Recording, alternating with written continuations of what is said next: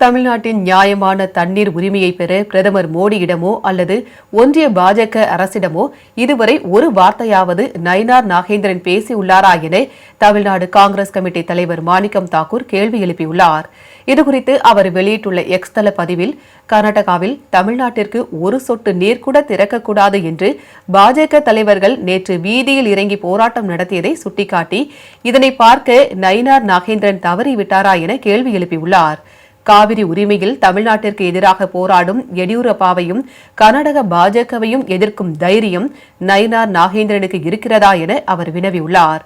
கர்நாடகாவில் தமிழ்நாட்டிற்கு எதிராக போராடுவது, டெல்லியில் மோடி அரசு மூலம் தமிழ்நாட்டின் உரிமைகளை பறிப்பது, தமிழ்நாட்டிற்கு வந்து காங்கிரஸ் மீது பழியை போடுவது, இதுதான் பாஜகவின் அப்பட்டமான இரட்டை வேடம் என அவர் விமர்சித்துள்ளார்.